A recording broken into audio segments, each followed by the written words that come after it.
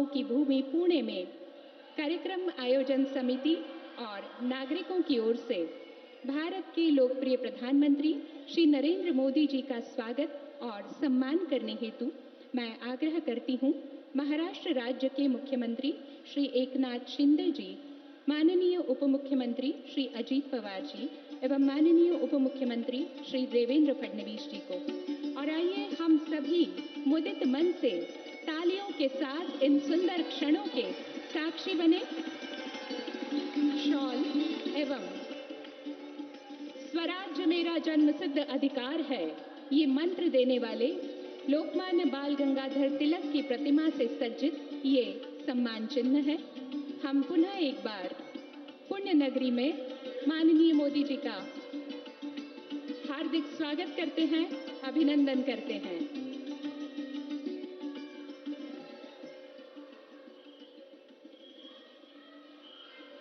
धन्यवाद। अब मैं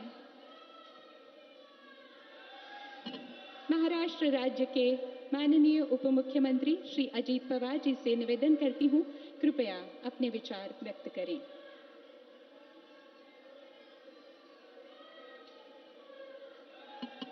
देशाचे लोकप्रिय नेते आणि यशस्वी पंतप्रधान आदरणीय नरेंद्र मोदी साहेब, महाराष्ट्राचे राज्यपाल आदरणीय रमेश बैस साहेब, मुख्यमंत्री एकनाथराव शिंदे साहेब, उपमुख्यमंत्री देवेंद्रजी फडणवीस साहेब, राज्य मंत्रिमंडळातील माझे सर्व सहकारी, तसंच पुण्याचे पालकमंत्री चंद्रकांतदादा पाटील, दिलीप वळसे पाटील, व्यासपीठावर उपस्थित असलेले सर्वच सन्माननीय नेतेगण, सन्माननीय लोकप्रतिनिधी, खासदार, आमदार, पुणे महानगरपालिका, पिंपरी चिंचवड महानगरपालिका, पुणे मेट्रो, PMRDA चे सर्व सन्माननीय पदाधिकारी, अधिकारी, कर्मचारी बांधव आणि उपस्थित पुणे पिंपरी चिंचवड बंधू भगिनी, पत्रकार मित्र आणि माझ्या युवा मित्रांनो, सर्वात पहिल्यांदा मी पुणे पिंपरी चिंचवड शहरवासियांच्या वतीनं आणि राज्यातील 14 कोटी जनतेच्या वतीनं, नागरिकांच्या वतीनं मी आदरणीय पंतप्रधान नरेंद्र मोदी साहेबांचं महाराष्ट्राच्या या शैक्षणिक, सांस्कृतिक, औद्योगिक राजधानीत मनापासून स्वागत करतो। पुण्याच्या विकास कार्याला प्रधानमंत्री महोदयांनी आपल्याला नेहमी साथ दिलेली आहे, महाराष्ट्राला साथ दिलेली आहे। सहकार्य, प्रोत्साहन ते नेहमीच देत असतात। देशाच्या विकासाचं नेतृत्व ते ज्यावेळेस करतात, आपल्या सर्वांच्या आनंदात सहभागी होण्यासाठी आदरणीय पंतप्रधान नरेंद्र मोदी साहेब आज स्वतः या कार्यक्रमाला उपस्थित राहिले, त्याबद्दल देखील मी मोदी साहेबांचं मनापासून आभार मानतो, त्यांना खूप खूप धन्यवाद देतो। मला आठवतंय पहिल्या टप्प्यामध्ये मोदी साहेबांच्या शुभ हस्ते खरं तर आपल्या मेट्रोचं भूमिपूजन झालं, पहिल्या टप्प्याचं उद्घाटन देखील झालं, आज दुसऱ्या टप्प्याचं उद्घाटन होत आहे। एकंदरीत पुणेकरांच्या सहनशीलतेला सलाम केला पाहिजे, कारण ही सगळी कामं करत असताना अनेक अडचणी माझ्या पुणेकरांना, माझ्या पिंपरी चिंचवडकरांना येत असतात, परंतु ती सहनशीलता तुम्ही सगळ्यांनी दाखवली। कधी करोनाचा काळ होता, कधी आणखीन कुठला काळ होता, परंतु कामामध्ये कुठेही विलंब होता कामा नये अशा प्रकारचा प्रयत्न आमचा सगळ्यांचा असतो। आता एकनाथराव शिंदेंच्या नेतृत्वाखाली देवेंद्रजी, मी आणि आम्ही सगळे सहकारी आपल्या महाराष्ट्रामध्ये विकास गतीनं व्हावा। आता हे 3 इंजिनचं सरकार आहे, त्याच्यामध्ये नरेंद्र मोदी साहेबांच्या मोठ्या प्रमाणावर महाराष्ट्राच्या विकासाच्या करता ते तर मदत करतच असतात, त्याचा फायदा महाराष्ट्रातल्या 14 कोटी जनतेला व्हावा, माझ्या पुणेकरांना, पिंपरी चिंचवडकरांना व्हावा, तुमचा सर्वांचा प्रवास सुलभ व्हावा, ही त्याच्या पाठीमागची आमची सगळ्यांची भावना आहे। ह्या सगळ्या गोष्टी करत असताना अनेक अडचणी आल्या। मला आठवतंय कामगार मैदानाच्या पाशी तिथं अनेक प्रकारचे प्रश्न निर्माण झाले आणि तिथलं स्थलांतर करत असताना जवळपास 5000 नागरिकांचं स्थलांतर करत असताना अनेक अडचणी आल्या, परंतु पुणेकरांनी राजकारण न आणता सर्व लोकप्रतिनिधींनी त्याच्यामध्ये साथ दिली, अधिकारी वर्गांनी लक्ष घातलं आणि त्याच्यामुळे अशा प्रकारचे जे काही प्रोजेक्ट आहेत ते प्रोजेक्ट त्या ठिकाणी मार्गी लावण्याच्या करता मदत होत असते। पुण्याची भूमी ही छत्रपती शिवाजी महाराज आणि राजमाता जिजाऊ माँसाहेबांच्या पदस्पर्शाने पावन झालेली भूमी आहे. कार्यकर्तृत्वानं सुपीक झालेली भूमी आहे. आजपासून 350 वर्षापूर्वी राजमाता जिजाऊ माँसाहेबांनी बाल शिवबाच्या हस्ते सोन्याचा नांगर फिरून पुण्याचा पुनर्विकास करण्याचं काम केलं. तेव्हापासून अनेक ज्ञानवंत, अनेक गुणवंत, बुद्धिवंत, प्रज्ञावंतांनी पुण्याच्या विकासामध्ये योगदान दिलं. माझा शेतकरी असेल, माझा कष्टकरी असेल, श्रमजीवी मजुरांनी त्यांच्या घामाची पुण्याच्या वैभवामध्ये भर घातली. कला, क्रीडा आणि साहित्यकांनी त्याचा गौरव वाढवला. उद्योजकांनी आर्थिक सुबत्ता आणण्याचं काम केलं. आपलं IT क्षेत्र असेल, आपला ऑटो हब असेल, यामध्ये देखील आपल्यामध्ये कसं अधिकचं काम करता येईल याबद्दलचा प्रयत्न हा निश्चितपणे एकनाथराव शिंदे, देवेंद्र फडणवीस आणि आम्ही सगळेजण करतोय. पुणेकरांची नेहमीच चांगल्या प्रकारची साथ मिळालेली आहे. आज आपण गोरगरिबांना, इकॉनॉमी विकर सेक्शनच्या लोकांना स्वस्तात घर हे प्रत्येकाचं स्वप्न असतं. ते स्वप्न साकार करण्याचं काम देशाच्या पंतप्रधानांच्या देखील हे स्वप्न आहे. ते स्वप्न साकार करण्याचं काम एक प्रत्येकाच्या घर आणि डोक्यावर छप्पर एक जगण्याचा आधार देण्याचं काम आज आदरणीय प्रधानमंत्री महोदयांच्या हस्ते तुम्हाला तो आधार देण्याचं काम इथं होतंय. माझी एवढीच विनंती आहे की प्रधानमंत्री महोदयांच्या हस्ते मिळणारं घर कृपा करून विकण्याचा विचार देखील कदापि मनात आणू नका, असा माझ्या आपल्याला सगळ्यांना प्रेमाचा सल्ला आहे, आग्रहाचा सल्ला आहे. अतिशय उत्तम प्रकारचं सुखाचं, समृद्धीचं, आनंदाचं जीवन तुम्ही जगा. मुलांना चांगले संस्कार करा आणि उद्याचा जबाबदार नागरिक घडवण्याचं काम आज आपण सगळेजण या निमित्ताने करूया. प्रधानमंत्री महोदयांचे विचार ऐकण्यासाठी आपण सगळेजण इच्छुक आहोत. त्यामुळे अधिक बोलणार नाही. आज लोकमान्य टिळकांची पुण्यतिथी तसंच लोकशाहीर साहित्य सम्राट अण्णाभाऊ साठेंची जयंती, या दोन्ही महामानवांना मी वंदन करतो. आदरणीय पंतप्रधान मोदी साहेबांचं आणि आपल्या सर्वांचं पुन्हा एकदा मनापासून स्वागत करतो. प्रधानमंत्री महोदयांना आत्ताच इथं यायच्या आधी लोकमान्य टिळक राष्ट्रीय पुरस्कार प्रदान करून गौरव करण्यात आलेला आहे. त्याबद्दल त्यांचं पुन्हा एकदा अभिनंदन करतो. सर्वांचे आभार मानतो. जय हिंद, जय महाराष्ट्र.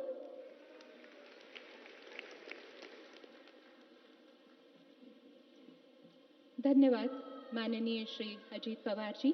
इसके बाद मैं अनुरोध करती हूँ महाराष्ट्र राज्य के माननीय उप मुख्यमंत्री श्री देवेंद्र फडणवीस जी से कि कृपया इस अवसर पर अपने विचार प्रकट करें।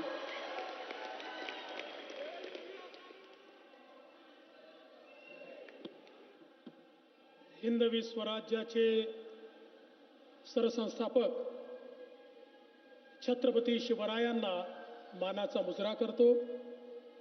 भारतीय राज्यघटनेचे शिल्पकार भारतरत्न डॉक्टर बाबासाहेब आंबेडकर यांना मानवंदना अर्पित करतो। खऱ्या अर्थानं देशाच्या स्वातंत्र्यात ज्यांचा बहुमोल वाटा आहे असे लोकमान्य टिळक यांना देखील मानवंदना अर्पित करतो। आणि नुकतंच ज्यांच्या पुतळ्याचं अनावरण हे रशियामध्ये मॉस्कोमध्ये आम्ही केलं ते खरे लोकशाहीर अण्णाभाऊ साठे यांना देखील मानवंदना अर्पित करतो। आज या अतिशय सुंदर कार्यक्रमामध्ये आपल्यामध्ये उपस्थित जगातील सर्वाधिक लोकप्रिय नेते, देशगौरव आदरणीय प्रधानमंत्री नरेंद्र मोदीजी, राज्यपाल श्री रमेश बैस जी, आपले लोकप्रिय मुख्यमंत्री एकनाथराव शिंदेजी, उपमुख्यमंत्री अजितदादा पवार, मंचावर उपस्थित माननीय चंद्रकांत दादा पाटील, दिलीपराव वळसे पाटील, नीलमताई गोरे, चंद्रशेखरजी बावनकुळे, समोर उपस्थित असलेले सर्व सन्माननीय खासदार, आमदार, सर्व लोकप्रतिनिधी आणि पुण्यातील सर्व ज्येष्ठ श्रेष्ठ माता भगिनी आणि बंधूंनो, आज आपल्या सर्वांकरता हा अतिशय गौरवाचा दिवस आहे की पुणे मेट्रोचा एक नवीन टप्पा आपण आज सुरू करतो आणि ज्या माननीय मोदीजींच्या हस्तेच या पुण्याच्या मेट्रोचं आपण भूमिपूजन केलं, पहिल्या टप्प्याचं अनावरण केलं, दुसऱ्या टप्प्याचीही सुरुवात आणि उद्घाटन हे मोदीजीच या ठिकाणी करतायत, हे देखील अत्यंत महत्त्वाचं आहे. खरं म्हणजे मागच्या टप्प्याच्या उद्घाटनाला मीही होतो, शिंदेसाहेबही होते, अजितदादाही होते, पण तिघांचे रोल वेगळे होते. मी विरोधी पक्ष नेता होतो, अजितदादा उपमुख्यमंत्री होते, शिंदेसाहेब नगरविकास मंत्री होते. पण आता मात्र पुण्याच्या स्वप्नांना गती देण्याकरता आणि महाराष्ट्राला वेगळ्या उंचीवर नेण्याकरता मुख्यमंत्री शिंदेजी, उपमुख्यमंत्री अजित पवार आणि आम्ही सगळे या ठिकाणी एकत्रित आलो आहोत. आणि मला विश्वास आहे महाराष्ट्रातलं एक उत्तम शहर पुणे आहेच, देशातलं एक उत्तम शहर आहे, पण माननीय मोदीजींच्या नेतृत्वात ते सर्वोत्तम आम्ही करून दाखवू, हा मला विश्वास आहे. आज ही जी मेट्रो आहे याचं महत्त्व हे आहे की 2 लाईन आता क्रॉस होत आहेत आणि त्यामुळे एका भागातनं दुसऱ्या भागामध्ये जाण्याकरता विशेष मदत या क्रॉसिंगमुळे होणार आहे. आणि या मेट्रोमध्ये एक एक स्टेशन जे तयार झालं आहे हा स्थापत्याचा एक एक नमुना आहे. आणि मला विश्वास आहे की जेव्हा वाढीव टप्प्याचं काम देखील पूर्ण होईल त्यावेळी खऱ्या अर्थानं पुण्यामध्ये ट्रॅफिकची समस्या त्या ठिकाणी सोडवण्याचं काम आपण करू शकू. त्यासोबत PMPLमध्ये मागच्या काळात आपण निर्णय घेऊन मोठ्या प्रमाणात इलेक्ट्रिक बसेस घेतल्या. आज देशातली सगळ्यात मोठी इलेक्ट्रिक बसेसची फ्लीट ही पुणे आणि पिंपरी चिंचवड महानगरपालिकेच्या PMPLमध्ये आहे.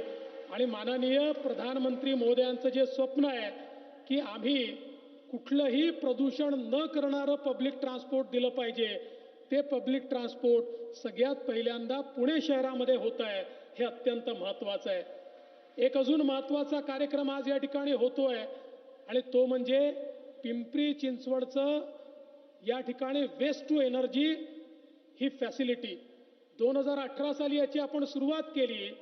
प्रधानमंत्री जी आप हमेशा कहते हैं कि एक सर्कुलर इकोनॉमी होनी चाहिए, उस सर्कुलर इकोनॉमी का सबसे बड़ा मॉडल ये वेस्ट टू एनर्जी प्लांट है, जहां पर वेस्ट टू एनर्जी तो तैयार होगा ही, पर इस प्लांट को चलाने के लिए जो ऊर्जा है वो भी अपारंपरिक है और इसको जो पानी मिलने वाला है वो भी STP से जो पानी शुद्ध हो रहा है, मेले का पानी शुद्ध करके उस पानी को इस्तेमाल किया जा रहा है. तो आपके सपने में जो एक सर्कुलर इकोनॉमी की बात आप कहते हैं उसको भी पूरा करने का काम यहाँ पर हो रहा है.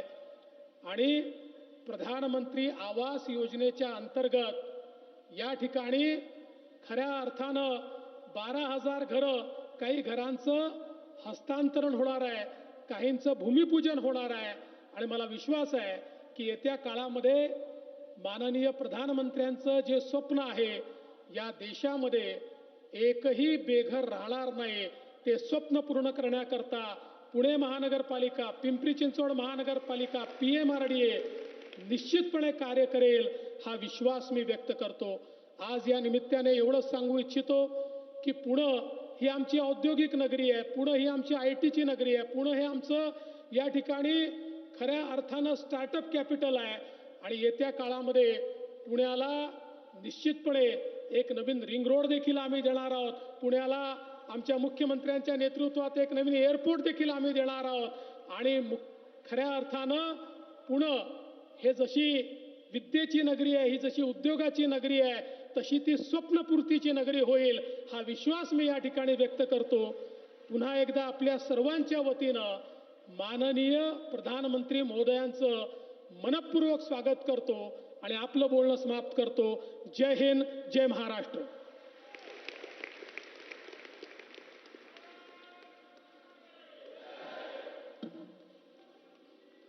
हार्दिक आभार माननीय श्री देवेंद्र फडणवीस जी. अब इस अवसर पर अपने विचार प्रकट करने के लिए मैं ससम्मान आमंत्रित करती हूँ महाराष्ट्र राज्य के माननीय मुख्यमंत्री श्री एकनाथ शिंदे जी को।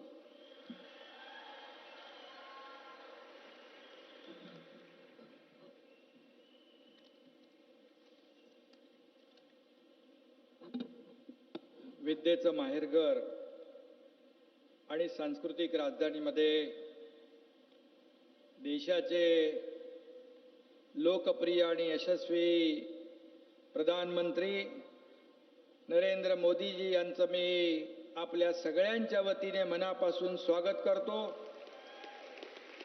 आणि आजच्या या विविध विकास कामांच्या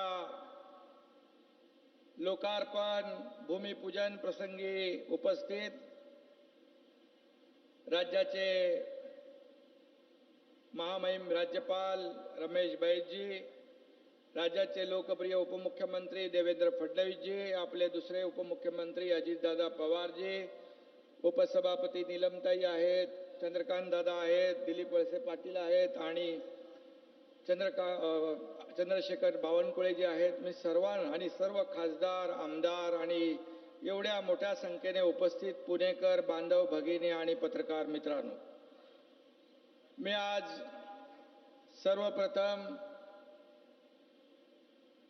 लोकमान्य टिळक यांची पुण्यतिथी आहे आणि साहित्यरत्न अण्णाभाऊ साठे यांची जयंती आहे. मी दोघांनाही विनम्र अभिवादन करतो, वंदन करतो.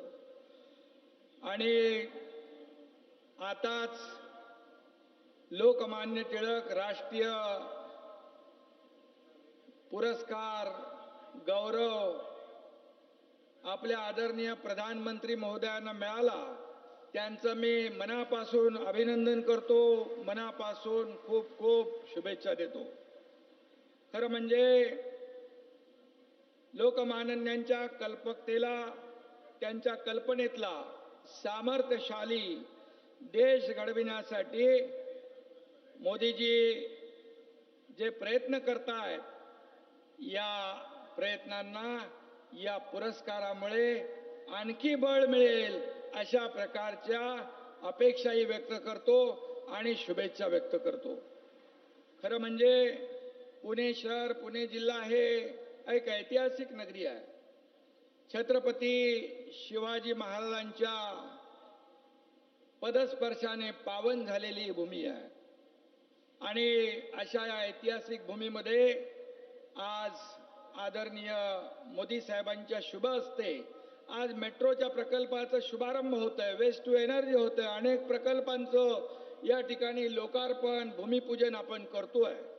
खरं म्हणजे मुंबईमध्ये देखील मेट्रो 2 आणि मेट्रो 7चं लोकार्पण आदरणीय प्रधानमंत्री महोदयांनी केलं आणि लाखो लोकांना, लाखो प्रवाशांना आज मुंबईकरांना देखील दिलासा मिळतोय आणि तसा दिलासा या पुणेकरांना देखील मिळाल्याशिवाय राहणार नाही. अशा प्रकारचे हे प्रकल्प, जसं देवेंद्रजी म्हणाले की रिंग रोड देखील आपण करतोय. या पुणे शहरामध्ये जे जे काही विकास प्रकल्प आहेत याला चालना देण्याचं काम आपण या ठिकाणी करतो आहोत. आणि मी या ठिकाणी एवढंच सांगेन की गेल्या 9 महिन्यामध्ये आदरणीय प्रधानमंत्री महोदय आपल्याकडे जवळपास 4 वेळा आले आणि 4 वेळा आल्यानंतर त्यांनी विविध प्रकल्पांचं लोकार्पण केलं, भूमिपूजन केलं आणि ते जेव्हा जेव्हा येतात तेव्हा तेव्हा आपल्या सगळ्यांना एक ऊर्जा मिळते, प्रेरणा मिळते आणि काम करण्याचं बळ मिळतं. आणि म्हणून आज आपण पाहतोय की गेल्या वर्षभरामध्ये आपल्या सरकारने, महायुती सरकारने केलेलं काम आपल्या समोर आहे. आणि सरकार स्थापन झाल्यानंतर वर्षभरामध्ये आपल्याला केंद्र सरकारने जे काय पाठबळ दिलं, मदत केली, त्यामुळे आपलं हे राज्य सर्वांगीण विकासाकडे जात आहे. हे खऱ्या अर्थाने डबल इंजिनचं सरकार आहे. डबल इंजिनचं सरकार या ठिकाणी काम करत होतं. अजितदादा आले, अजितदादा म्हणाले या देशाचं समर्थ नेतृत्व आदरणीय मोदी साहेब या देशाला पुढे नेऊ शकतात आणि या राज्याच्या विकासाला आपण साथ देण्यासाठी तिसरं इंजिन जोडलेलं आहे. आणि म्हणून आज मी एवढंच सांगतो, जेव्हा राज्यात आणि देशामध्ये समविचारी सरकार असतं त्यावेळेस कामं, विकास प्रकल्प यांना आपण चालना देऊ शकतो, त्यांना आपण पुढे नेऊ शकतो. आणि म्हणून आदरणीय प्रधानमंत्री महोदयांनी आजपर्यंत या देशातल्या सर्वसामान्य माणसाला, मग त्यामध्ये शेतकरी, कष्टकरी, कामगार, माता भगिनी, विद्यार्थी, तरुण, सगळ्यांना या सर्व समावेशक असा विकासाचा प्रकल्प, विकासाचा जे काही यज्ञ आहे, रथ आहे, तो पुढे नेण्याचं काम आदरणीय मोदी साहेब करतायत. आणि म्हणूनच या आपल्या आदरणीय प्रधानमंत्री महोदयांचं कौतुक फक्त देशात नाही तर जगभरामध्ये सगळे लोक करतायत.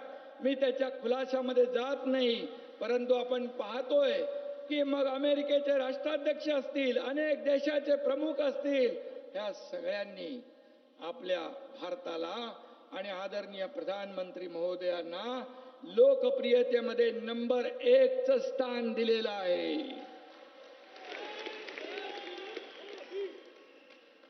जय श्रीराम आपण म्हणताय, हे स्वप्न, अयोध्याचं राम मंदिर स्वप्न पूर्ण करण्याचं काम देखील आदरणीय मोदी साहेबांनी केलेलं आहे.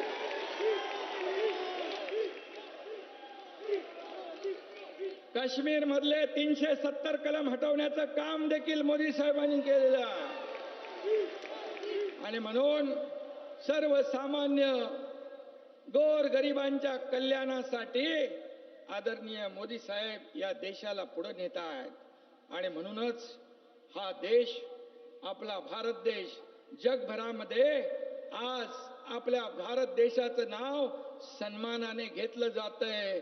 आणि म्हणून आज त्यांचं जे स्वप्न आहे $5 ट्रिलियन, त्यामध्ये देखील महाराष्ट्राचे $1 ट्रिलियन आपली जबाबदारी आहे. ती आपण देखील पूर्ण करण्याची अपेक्षा आपल्या सगळ्यांकडून आहे. आणि म्हणून आपण घरं देतोय सर्वसामान्य लोकांना. सर्वसामान्य लोकांच्या आयुष्यामध्ये, जीवनामध्ये बदल घडवण्यासाठी अनेक प्रकल्प आणतोय, अनेक योजना देश पातळीवर आदरणीय प्रधानमंत्री महोदयांनी सुरू केल्या, त्यामध्ये मी जात नाही. परंतु जे 50-60 वर्षात झालं नाही ते 9 वर्षामध्ये या ठिकाणी आपण झालेलं पाहतोय. आणि म्हणून मी एवढंच सांगतो, मी मुख्यमंत्री म्हणून मला संधी मिळाली आपली सेवा करण्याची. उपमुख्यमंत्री देवेंद्रजी आहेत, उपमुख्यमंत्री अजितदादा आहे. आम्ही तिघही आपल्या राज्यासाठी जे जे काही केंद्राकडून, केंद्र हे आपलं मायबाप सरकार आहे, आणि जे जे काही मागायचं आहे ते अतिशय नम्रतेने मागत असतो. आणि आदरणीय प्रधानमंत्री महोदय सढळ हस्ते आपल्याला देत असतात. आम्ही कधी अहंकार, आम्ही इगो कधी आणला नाही. आणि म्हणून ते कडक सिंग म्हणणार नाही, पण अडक सिंगचं सरकार जे 2.5 वर्ष होतं त्यामध्ये आपण पाहिलं की जर हे आपण निर्णय घेतला नसता तर 10, 15, 20 वर्ष आपलं राज्य मागे गेलं असतं. आणि म्हणून मी आपल्या सगळ्यांना मनापासून धन्यवाद देतो. आपल्या आशीर्वादाने आज केंद्र सरकारच्या आदरणीय महोदयांच्या शुभेच्छांमुळे, त्यांच्या पाठबळामुळे आपण राज्याला पुढे नेतोय, राज्याचा सर्वांगीण विकास करतोय. आणि या ठिकाणी आपला भारत देश देखील एक नवीन इतिहास घडवतोय. आज खऱ्या अर्थाने आपल्या सगळ्यांसाठी आनंदाचा दिवस आहे. या छत्रपती शिवप्रभूंच्या पावन भूमीमध्ये लोकमान्य टिळक राष्ट्रीय पुरस्कार आदरणीय प्रधानमंत्री महोदयांना मिळालेला आहे. मी पुन्हा एकदा राज्याच्या 12.5 कोटी जनतेच्या वतीने त्यांना मनापासून त्यांचं अभिनंदन करतो आणि शुभेच्छा देतो. धन्यवाद. जय हिंद, जय महाराष्ट्र.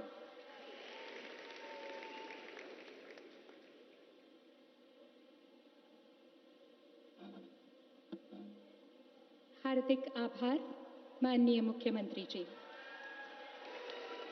और आइए अब हम पुणे मेट्रो के विस्तारित मार्गों के लोकार्पण की ओर चलते हैं। पुणे मेट्रो के 2 विस्तारित मार्ग हैं, सिविल कोर्ट से फुगेवाड़ी एवं गरवारे कॉलेज से रूबी हॉल क्लिनिक। आइए इन 2 मार्गों की विशेषताओं पर आधारित एक लघु चलचित्र हम देखते हैं। आधुनिक शहरी परिवहन के क्षेत्र में पिछले 9 वर्षों में प्रधानमंत्री नरेंद्र मोदी जी के विजनरी लीडरशिप में मेट्रो रेल नेटवर्क के निर्माण ने देशवासियों की यात्रा को सुगम, सरल और सुखद बनाया है। वर्ष 2014 में जहां देश भर में मात्र 248 किलोमीटर मेट्रो का ही परिचालन 5 शहरों में किया जा रहा था, वहीं आज देश के 20 शहरों में 872 किलोमीटर का विशाल नेटवर्क खड़ा हो चुका है। यही नहीं, आज 990 किलोमीटर मेट्रो रेल नेटवर्क का निर्माण कार्य भी प्रगति पर है, जो अपने आप में एक रिकॉर्ड है। 2014 से पहले हमारे देश में हर महीने सिर्फ 600 मीटर नई मेट्रो लाइन बिछाई जा रही थी। आज भारत में हर महीने 6 किलोमीटर नई मेट्रो लाइन का काम पूरा हो रहा है। माननीय प्रधानमंत्री श्री नरेंद्र मोदी जी द्वारा 2016 में भूमि पूजन के साथ पुणे मेट्रो की आधारशिला रखी गई और 2022 में प्रधानमंत्री जी द्वारा पहले सेक्शन का उद्घाटन किया गया। आज फुगेवाड़ी स्टेशन से सिविल कोर्ट स्टेशन और गरवारे कॉलेज से रूबी हॉल क्लिनिक स्टेशन का सेक्शन संचालन के लिए तैयार है। पुणे मेट्रो के स्टेशनों को खूबसूरती के साथ डिजाइन किया गया है और कुछ स्टेशनों के डिजाइन छत्रपति शिवाजी महाराज के किलों और सैनिकों की पगड़ी से प्रेरित है। साथ ही पुराने पुणे शहर की बाड़ा संस्कृति को भी दर्शाया गया है। पुणे रेलवे स्टेशन और शिवाजी नगर स्टेशन को भारतीय रेलवे के साथ जोड़ा गया है। सिविल कोर्ट मेट्रो स्टेशन दोनों लाइनों के लिए एक इंटरचेंज स्टेशन है, जो सबसे गहरे मेट्रो स्टेशनों में से एक है। पुणे मेट्रो शहर के महत्वपूर्ण स्थानों से होकर गुजरती है। पुणे मेट्रो से 65 लाख से अधिक पुणेवासियों के जीवन में एक नया अध्याय जुड़ा है, जिससे विभिन्न स्थानों के बीच बेहतर कनेक्टिविटी बनाने, यात्रा के समय में बचत करने, प्रदूषण और सड़क दुर्घटनाओं में कमी लाने, रोजगार में वृद्धि और शहरी आर्थिक विकास में मदद मिलेगी। पुणे मेट्रो ने पर्यावरण का ध्यान रखते हुए सोलर पावर सिस्टम लगाया है। मेक इन इंडिया के तहत आज देश में ही कोचेस का निर्माण भी किया जा रहा है। माननीय प्रधानमंत्री श्री नरेंद्र मोदी जी के मार्गदर्शन में समग्र, सतत तथा संतुलित विकास को बढ़ावा देते हुए आज पुणे और पिंपरी चिंचवड़ में फैले मेट्रो कॉरिडोर के लक्ष्य को पूरा करते हुए मेट्रो नेटवर्क का ये दूसरा सेक्शन पुणे वासियों को समर्पित है।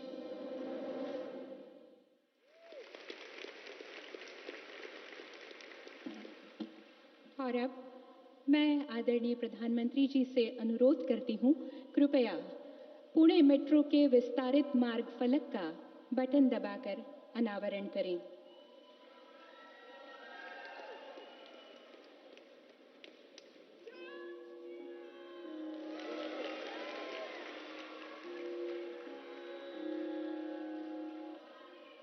सिविल कोर्ट स्थानक एवं रूबी हॉल क्लिनिक स्थानक पर 2 मेट्रो रेल सज्ज हैं, जिन्हें हम वीडियो में देख सकते हैं। इस मार्ग पर प्रथम मेट्रो सेवा की शुरुआत करने हेतु मैं आदरणीय प्रधानमंत्री जी से अनुरोध करती हूं कि हरी झंडी दिखाकर मेट्रो रेल सेवा का शुभारंभ करें।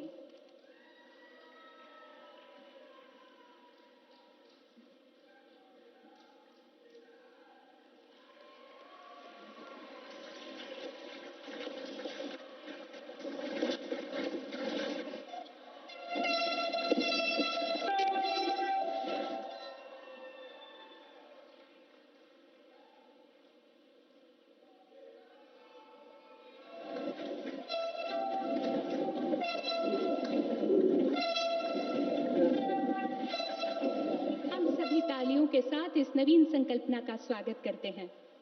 हार्दिक धन्यवाद। अब मैं माननीय प्रधानमंत्री जी से अनुरोध करूंगी कि कृपया बटन दबाकर प्रधानमंत्री आवास योजना पुणे महानगर पालिका, पिंपरी चिंचवड़ महानगर पालिका एवं पिंपरी चिंचवड़ महानगर पालिका के अपशिष्ट या कचरे से ऊर्जा निर्मित परियोजना का फलक अनावरण कर शुभारंभ करें। साथ ही में पिंपरी चिंचवड़ महानगर पालिका की प्रधानमंत्री आवास योजना तथा पुणे महानगर प्रदेश विकास प्राधिकरण के अंतर्गत किफायती आवास परियोजना का भूमि पूजन करें। और उसके बाद हम इन परियोजनाओं पर आधारित एक लघु चलचित्र देखेंगे। माननीय प्रधानमंत्री जी से अनुरोध, बटन दबाकर इन सभी परियोजनाओं का शुभारंभ करें।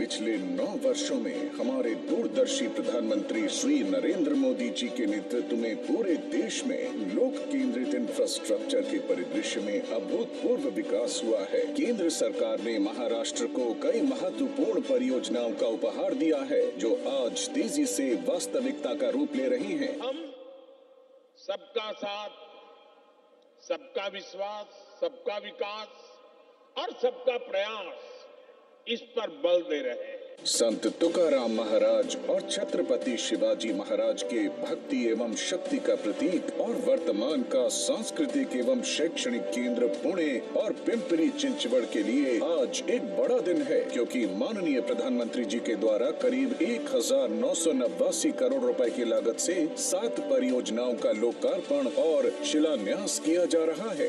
पिंपरी चिंचवड़ महानगर पालिका सॉलिड वेस्ट मैनेजमेंट में सदा अग्रसर रहा है। इसी कड़ी में करीब 300 करोड़ रुपए की लागत से बना महाराष्ट्र का पहला सबसे बड़ा 14 मेगावाट क्षमता का वेस्ट टू एनर्जी प्लांट का आज लोकार्पण किया जा रहा है। इससे उत्पन्न बिजली पीसीएमसी के एसटीपी और वाटर ट्रीटमेंट प्लांट में इस्तेमाल होगी। प्रतिवर्ष 7 लाख मीट्रिक टन कार्बन उत्सर्जन कम होगा। इससे कचरे के डंपिंग के लिए भूमि की उपलब्धता पर निर्भरता कम होगी। प्रभावी सॉलिड वेस्ट मैनेजमेंट के साथ प्रदूषण में कमी आएगी।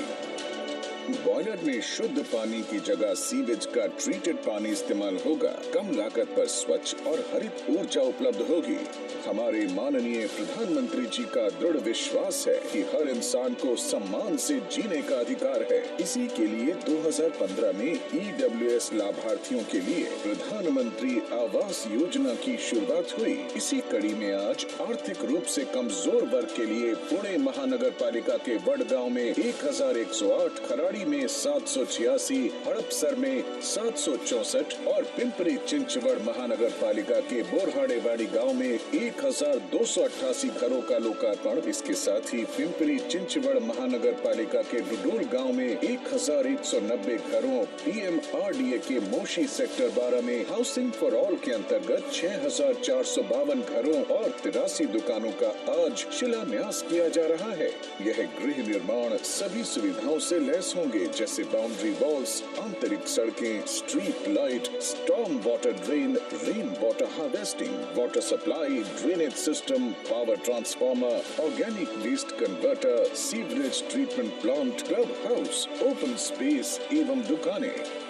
देश के अमृत काल में पुणे और पिंपरी चिंचवड़ शहर आर्थिक विकास और प्रगति के पथ पर तेजी से अग्रसर है, जो आत्मनिर्भर भारत की दिशा में एक महत्वपूर्ण कदम है।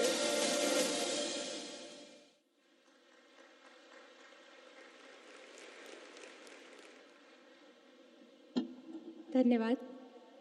भारत सरकार की विभिन्न योजनाओं में से एक प्रधानमंत्री आवास योजना के अंतर्गत पुणे जिले में नागरिकों को आवास आवंटित किए गए हैं। आदरणीय श्री प्रधानमंत्री श्री नरेंद्र मोदी जी से अनुरोध है कि कृपया प्रातिनिधिक रूप में 3 नागरिकों को अपने कर कमलों से घरों की चाबियां प्रदान करें। मैं आमंत्रित करती हूं प्रधानमंत्री आवास योजना के लाभार्थी श्रीमती ज्योति सचिन देसाई को, पुणे महानगर पालिका।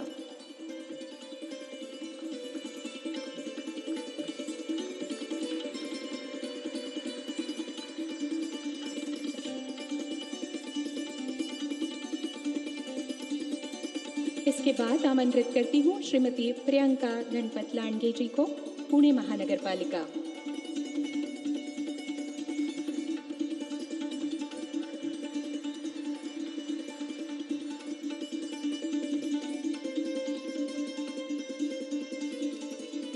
इसके बाद आमंत्रित करती हूँ श्रीमती संगीता पांडुरंग पारधी जी को, पिंपरी चिंचवड महानगर पालिका।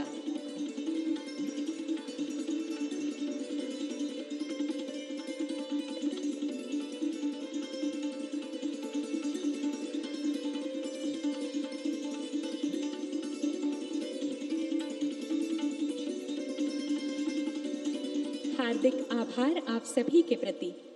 और इसके बाद देश के अत्यंत गरिमामय व्यक्तित्व, जिनकी जनमानस के प्रति सिर्फ एक ही भावना है कि चिराग ऐसा जलाओ कि बेमिसाल रहे, चिराग ऐसा जलाओ कि बेमिसाल रहे, किसी के घर अंधेरा न हो ख्याल रहे, किसी के घर अंधेरा न हो ख्याल रहे। अत्यंत हर्ष और सम्मान पूर्वक मैं सविनय आमंत्रित करती हूँ भारत के आदरणीय प्रधानमंत्री श्री नरेंद्र मोदी जी को, कृपया अपने उद्बोधन से हम सभी को अनुग्रहित करें।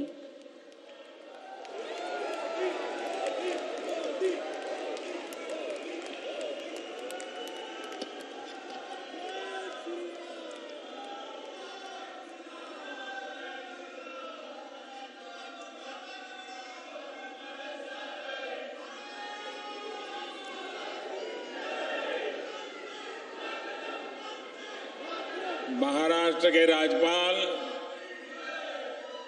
श्रीमान रमेश बैस जी, मुख्यमंत्री एकनाथ शिंदे जी, केंद्रीय मंत्रिमंडल के मेरे सहयोगीगण, महाराष्ट्र के उप मुख्यमंत्री देवेंद्र फडणवीस जी, अजीत पवार जी,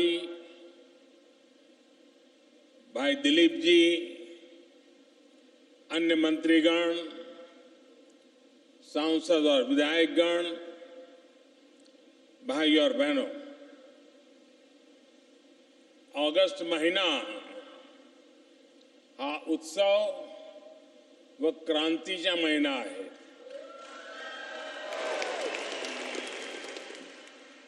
क्रांतीच्या या महिन्यात सुरुवातीला मला पुन्हा येथे येण्याचे सौभाग्य मिळाले।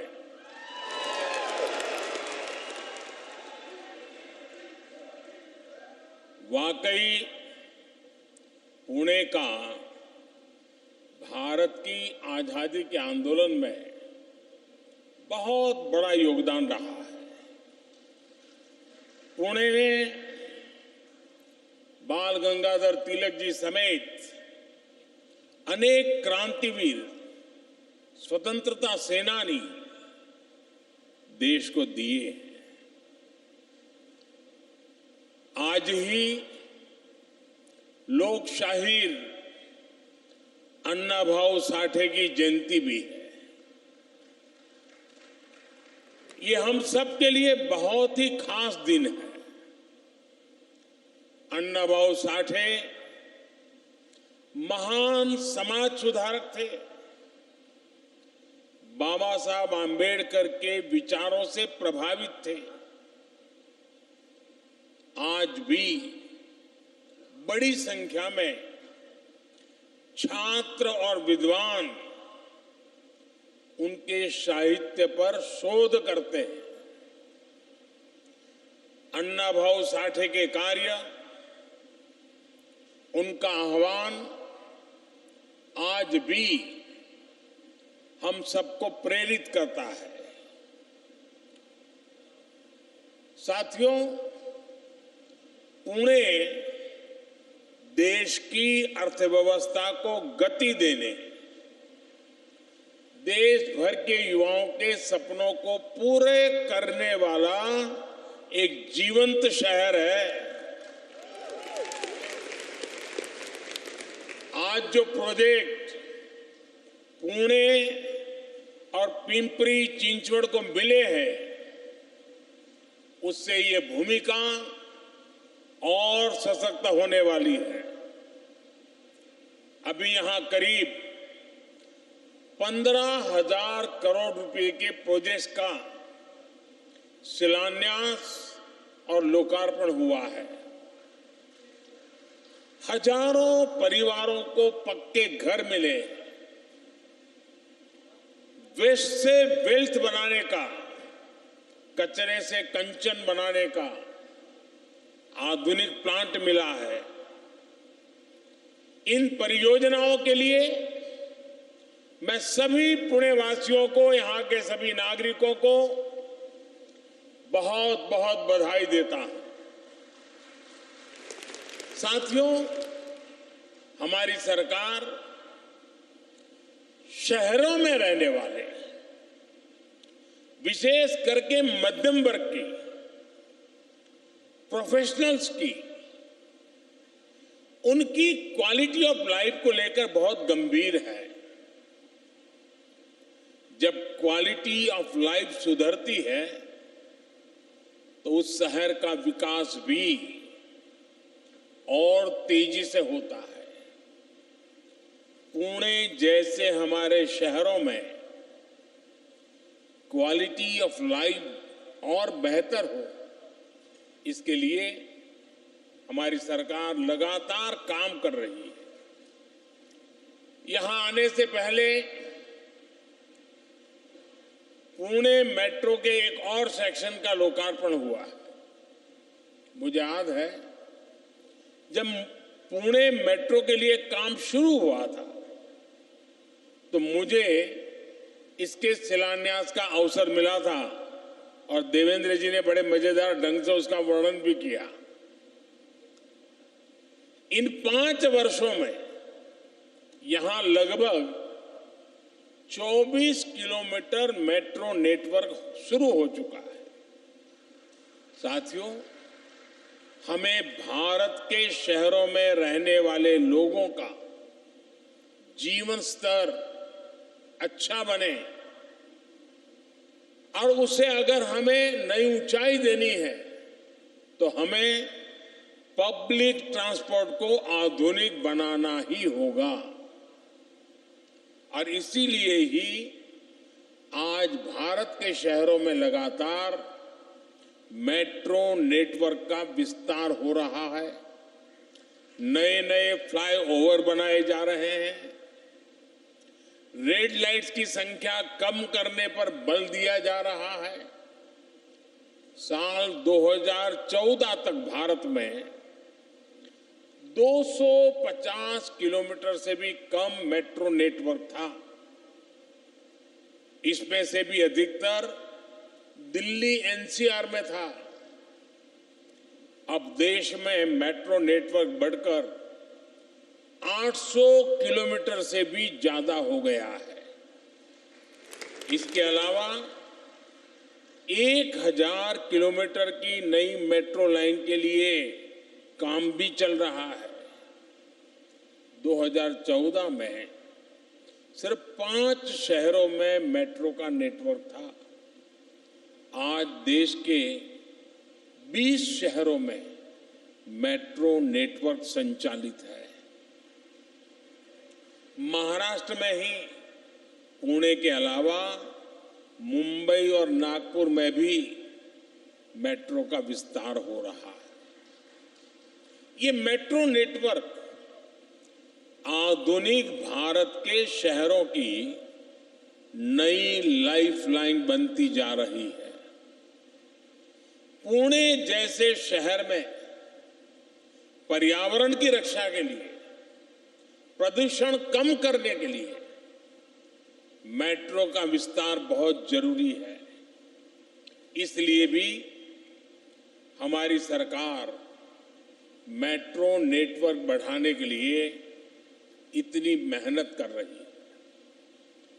भाइयों और बहनों, क्वालिटी ऑफ लाइफ को सुधारने का एक अहम फैक्टर शहरों में साफ सफाई की व्यवस्था भी है। एक समय था जब विकसित देशों के शहरों को देखकर कहा जाता था, वाह कितना साफ शहर है। अब हम भारत के शहरों को भी उसी तरह से समाधान दे रहे हैं। स्वच्छ भारत अभियान सिर्फ टॉयलेट्स के निर्माण तक सीमित नहीं है। इस अभियान में वेस्ट मैनेजमेंट पर भी बहुत अधिक फोकस किया जा रहा है। हमारे शहरों में बड़े बड़े कचरे के पहाड़ बहुत बड़ी समस्या बन गए। आप भी जानते हैं कि पुणे में जहां मेट्रो का डिपो बना है, वो पहले कोथरूड कचरा डंपिंग यार्ड से जाना जाता था। अब ऐसे कूड़े के पहाड़ों को हटाने के लिए भी मिशन मोड पर काम चल रहा है और हम कचरे से कंचन यानी वेस्ट टू वेल्थ के मंत्र पर काम कर रहे हैं। पिंपरी चिंचवड़ का वेस्ट टू एनर्जी प्लांट बहुत ही बेहतरीन प्रोजेक्ट है। इसमें कचरे से बिजली बन रही है। यहां जो बिजली पैदा होगी उससे निगम अपनी जरूरत भी पूरी कर पाएगा, यानी प्रदूषण की समस्या भी नहीं रहेगी और नगर निगम को बचत भी होगी। साथियों, आजादी के बाद से ही महाराष्ट्र के औद्योगिक विकास ने भारत के औद्योगिक विकास को निरंतर गति दी है। महाराष्ट्र में औद्योगिक विकास को और बढ़ाने के लिए यहां आधुनिक इंफ्रास्ट्रक्चर का निर्माण उतना ही जरूरी है। इसलिए आज हमारी सरकार महाराष्ट्र में इंफ्रास्ट्रक्चर पर जितना निवेश कर रही है वो अभूतपूर्व है। आज यहां बड़े बड़े एक्सप्रेसवे, नए नए रेलवे रूट, नए नए एयरपोर्ट्स का निर्माण किया जा रहा है। रेलवे के विकास के लिए यहां 2014 से पहले की तुलना में 12 गुना अधिक खर्च किया जा रहा है। महाराष्ट्र के अलग अलग शहरों को आसपास के राज्यों के इकोनॉमिक हब से भी जोड़ा जा रहा है।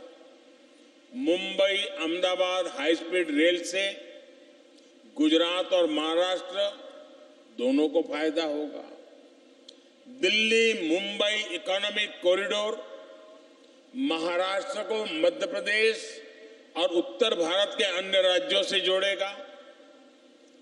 वेस्टर्न डेडिकेटेड फ्रेट कॉरिडोर, ये महाराष्ट्र और उत्तर भारत के बीच रेल कनेक्टिविटी भी बिल्कुल बदल जाएगी। महाराष्ट्र को तेलंगाना, छत्तीसगढ़ और अन्य पड़ोसी राज्यों से जोड़ने के लिए जो ट्रांसमिशन लाइन नेटवर्क बिछाया गया है, उससे भी महाराष्ट्र के उद्योगों को नई गति मिलने वाली है। ऑयल और गैस पाइपलाइन हो, औरंगाबाद इंडस्ट्रियल सिटी हो, नवी मुंबई एयरपोर्ट हो, सैंद्र बिडकिन इंडस्ट्रियल पार्क हो, ये महाराष्ट्र की अर्थव्यवस्था को नई गति देने का सामर्थ्य रखते हैं। साथियों, हमारी सरकार राज्य के विकास से देश के विकास के मंत्र को लेकर चल रही है। जब महाराष्ट्र का विकास होगा तो भारत का विकास होगा, और जब भारत का विकास होगा तो उसका उतना ही लाभ महाराष्ट्र को भी मिलेगा। आजकल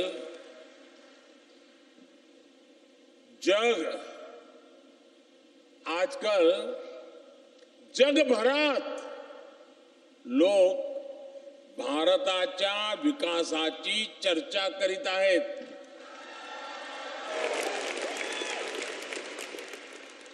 इस विकास का लाभ महाराष्ट्र को भी हो रहा है, पुणे को भी हो रहा है।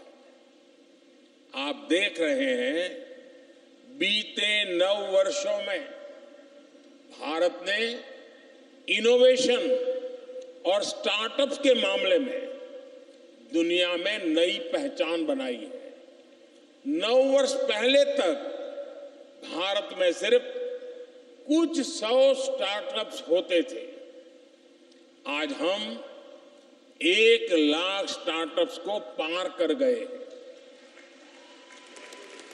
ये स्टार्टअप, ये इकोसिस्टम इसलिए इतना फल फूला रहा है क्योंकि हमने डिजिटल इंफ्रास्ट्रक्चर का विस्तार किया है और भारत में डिजिटल इंफ्रास्ट्रक्चर की नींव बनाने में पुणे की बहुत ही ऐतिहासिक भूमिका रही है।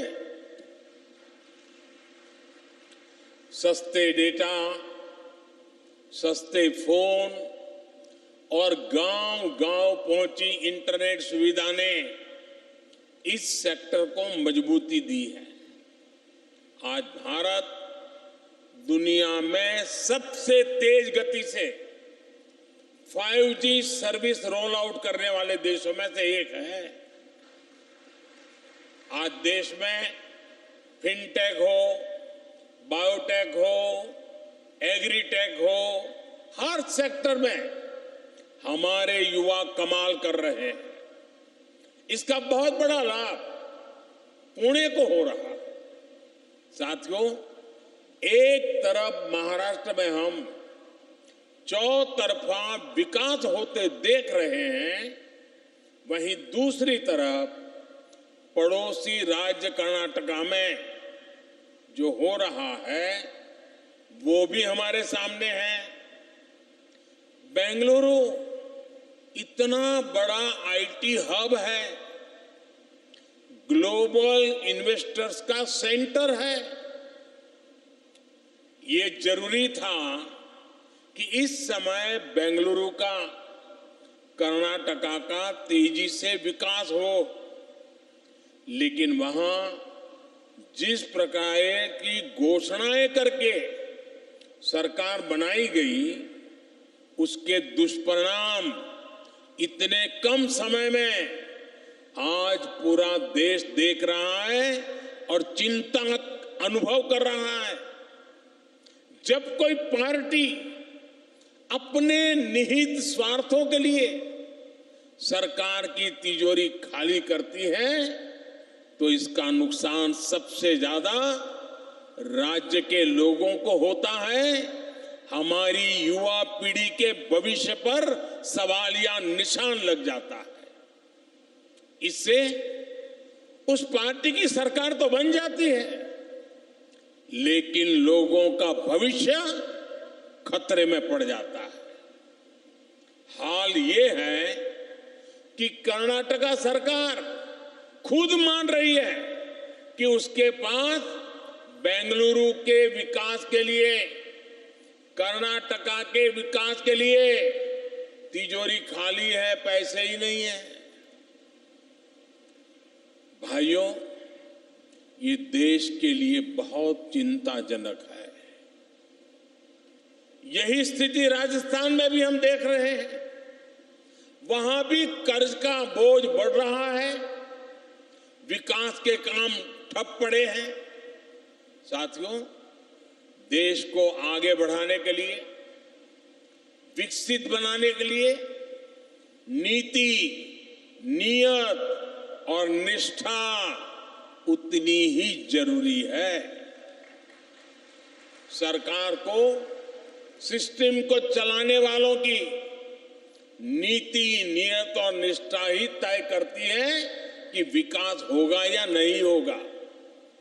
अब जैसे गरीबों को पक्का घर देने की योजना है, 2014 से पहले जो सरकार थी उसने शहरों में गरीबों को घर देने के लिए 10 सालों में 2 योजनाएं चलाई।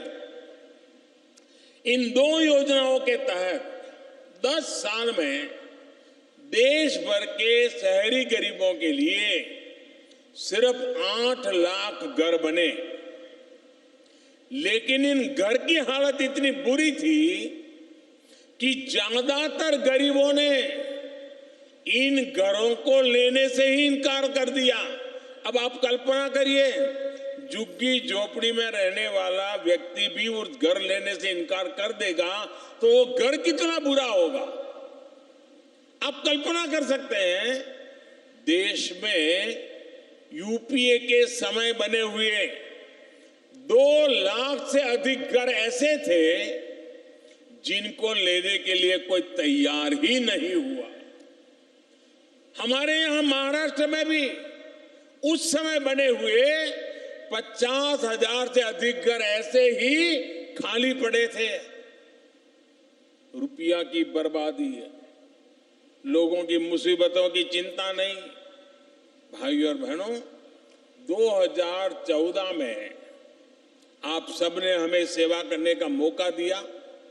सरकार में आने के बाद हमने सही नीयत से काम शुरू किया और नीति भी बदली। पिछले 9 वर्षों में हमारी सरकार ने गांव और शहरों में गरीबों के लिए 4 करोड़ से अधिक पक्के घर बनाए। 4 करोड़। इसमें भी शहरी गरीबों के लिए 75 लाख से अधिक घर बनाए गए हैं। हम इन नए घरों के निर्माण में पारदर्शिता भी लाए हैं और इनकी क्वालिटी भी सुधारी है। हमारी सरकार ने एक और बड़ा काम किया है। जो घर सरकार गरीबों को बनाकर दे रही है, उसमें से ज्यादातर घर महिलाओं के नाम रजिस्टर किए जा रहे हैं। इन घरों की कीमत कई लाख रुपए है। यानी बीते 9 वर्षों में देश में करोड़ों बहनें ऐसी हैं जो लखपति बनी है, मेरी लखपति दीदी बन गई है। उनके नाम पर पहली बार कोई संपत्ति रजिस्टर हुई है। आज भी जिन भाइयों और बहनों को अपने घर मिले हैं, उन्हें मैं विशेष तौर पर बधाई देता हूं। मेरी तरफ से अनेक अनेक शुभकामनाएं देता हूं।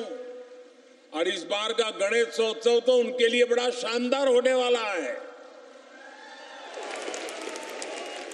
भाइयों और बहनों, गरीब हो या मिडिल क्लास परिवार, हर सपने को पूरा करना ही मोदी की गारंटी है। एक सपना जब पूरा होता है तो सफलता की कोख से सैकड़ों नए संकल्प जन्म लेते हैं। यही संकल्प उस व्यक्ति के जीवन की सबसे बड़ी ताकत बन जाते हैं। हमें आपके बच्चों, आपकी वर्तमान और आपकी भावी पीढ़ियों की चिंता है। साथियों, सत्ता येते आणि जाते, समाज आणि देश तेथेच राहतो। इसलिए हमारा प्रयास आपके आज के साथ साथ आपके कल को बेहतर बनाने का भी है। विकसित भारत के निर्माण का संकल्प इसी भावना का प्रकटीकरण है। इसके लिए हम सभी को मिलकर एक साथ काम करना होगा। यहां महाराष्ट्र में इतने अलग अलग दल एक साथ इसी ध्येय के साथ आए हैं। लक्ष्य यही है कि सबकी भागीदारी से महाराष्ट्र के लिए और बेहतर काम हो सके, महाराष्ट्र तेज गति से विकास करे। महाराष्ट्र ने हम सभी को हमेशा बहुत प्यार दिया है, बहुत आशीर्वाद दिया है। ये आशीर्वाद यूं ही बना रहेगा। इसी कामना के साथ फिर से विकास परियोजनाओं की आप सबको बहुत बहुत बधाई देता हूं। मेरे साथ बोलिए, भारत माता की, भारत माता की, भारत माता की। धन्यवाद।